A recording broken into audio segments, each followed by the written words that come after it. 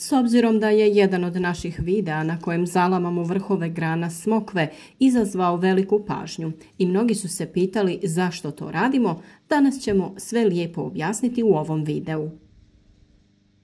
Pokazati ćemo jednostavnu, ali vrlo korisnu tehniku lomljenja vrhova mladih grana na smokvi.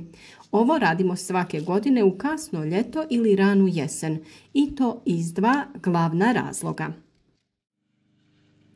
Prvi razlog je zaštita biljke od niskih temperatura, a drugi pravilno formiranje krošnje.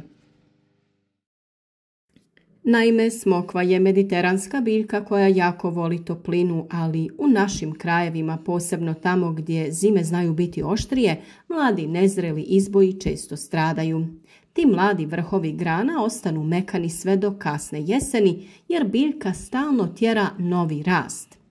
Ako ih ostavimo, velika je šansa da ih mraz potpuno uništi i onda u proljeće smokva mora sve ispočetka. Time gubimo dragocjeno vrijeme i smanjujemo urod.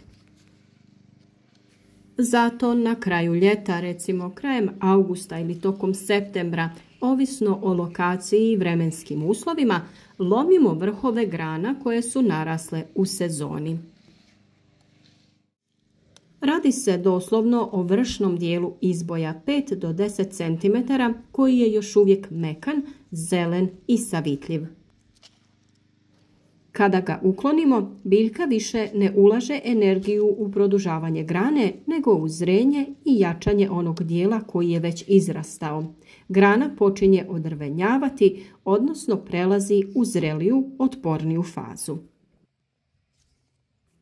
Ovo je posebno važno kod mladih smokvi koje još nemaju razvijen sustav grana ni dovoljno debelo stablo. Ako ih na vrijeme ne usporimo, lako se dogodi da ih zima ošteti do zemlje i onda svake godine kreću ispočetka, kao da ih nikad nismo posadili. Lomljenjem vrhova šaljemo biljci signal: dosta je rasta za ovu sezonu, sad se pripremi za zimu. Drugi razlog zbog kojeg ovo radimo je formiranje krošnje. Smokva zna izbaciti duge, tanke izboje koji idu ravno u visinu. Ako ih pustimo da rastu bez kontrole, krošnja će postati nepravilna, previsoka i teška za održavanje.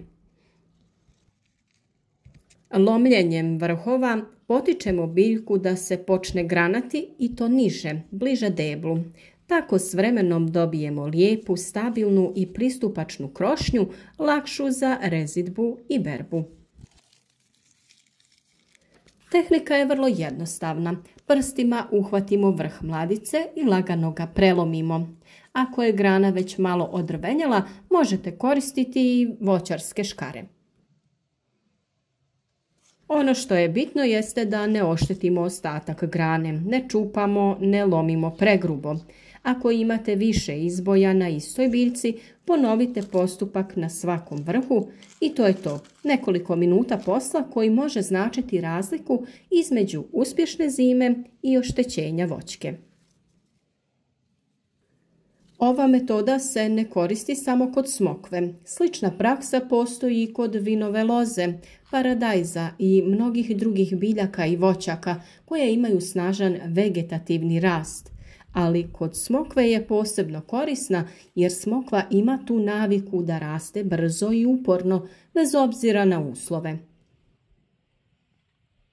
Za kraj, važno je napomenuti, ako ovo ne stignete napraviti u pravo vrijeme, bolje je onda da ne dirate ništa. Ako prelomite vrhove prekasno, biljka možda neće imati vremena da odrveni granu prije mraza. Znači, optimalno vrijeme za ovu mjeru je kraj augusta do kraja septembra, ovisno o klimi i regiji. I eto, uz minimalan trud osiguravate svojoj smokvi bolju otpornost na hladnoću i ljepši oblik krošnje u godinama koje dolaze. Naravno, važno je i pravilno orezivanje i prihrana, što su teme koje ćemo posebno odraditi kada za to dođe vrijeme. Za još korisnih savjeta družite se s nama na kanalu Proizvodnja voća i povrća, a kao znak podrške ostavite like i komentar ispod videa, podijelite ga na društvenim mrežama kako bi i drugi imali koristi od naših savjeta. Pišite nam da li ste vi isprobali ovu metodu i na koji način i gdje vi uzgajate smokve.